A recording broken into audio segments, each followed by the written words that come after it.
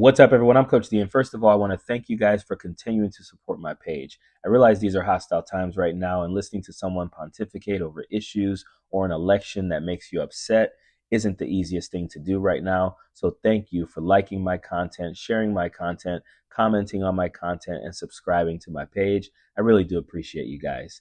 So some people might say that the residual effects of electing Donald Trump are already starting to rear its ugly head.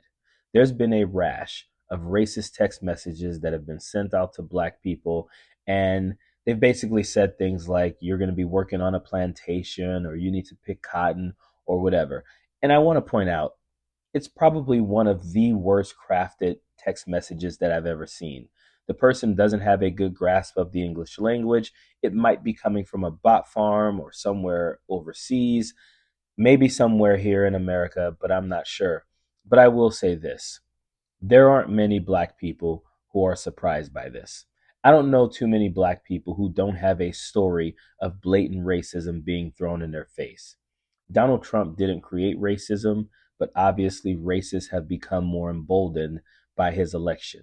I've also seen videos of Hispanic people being called epithets, people being told that they're going to be deported, and things like that. And I just want to say that I hope people are having conversations with their kids about this, because in many cases, some kids have been targeted by racists as well.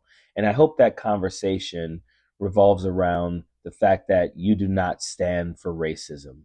You call it out to its face, and then you let the proper people know. A kid at school should be letting a kid know that it's not acceptable for them to be saying things that they're saying, and then letting their teachers and administrators know as well what is going on. Someone at work should be letting someone know that they're not comfortable with, or they will not accept the things that they're saying, and then they should let their boss and their management, upper management people know about that as well. We should not stand for racism.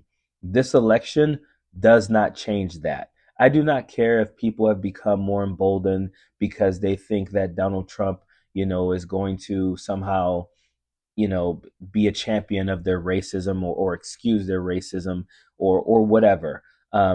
Just because he becomes elected, and he said, some of the most abhorrent things to his supporters, doesn't mean that anyone needs to put up with that. This world has not changed, or this country has not changed as far as our tolerance for bigotry just because someone was elected president. We still do not tolerate bigotry. We still do not tolerate misogyny. We still do not tolerate homophobia. We still do not tolerate racism. So it is very important for us to stay diligent about calling these things out immediately when they happen. If we choose not to do that, and I realize there are a lot of people who are taking a break right now, there are a lot of people who just need to step back from a lot of the things that they've been fighting against. I get that. But as I've said in my other videos, for the sake of our children and grandchildren, you have to be back in this fight. My grandparents, my great grandparents, and my great great grandparents fought. They did not fight for me to give up because of one election. They fought so that I would know that no matter how much things get down, your fight is still worth it. And that is why I will continue to fight. As I've said, our focus needs to be on 2026 right now. Our focus needs to be on that. Some of you guys don't remember this, but in 2016, when Donald Trump was elected, we in turn came back in 2018, took over the House and the Senate in one of the largest ways in the history of this country. So we can do the same thing in 2026. And I know some of you guys will say, well, we did that in 2018, but here we are, and he still got elected in 2024. Okay, I am a real believer in what can we do? What did we do wrong maybe? What can we do next? And our next step is to take back the House and the Senate in 2026, and then take back the White House in 2028. I am sorry if you don't feel like you are up for this challenge. I'm sorry you feel that way. And some of you may not ever get back into the fight.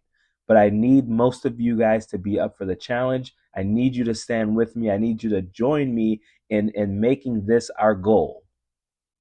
Congress in 2026, White House in 2028. I will stand for nothing else but that. Period. Don't want no enemies or ops. envy in their heart, I tell them stop. Vacation on the yacht.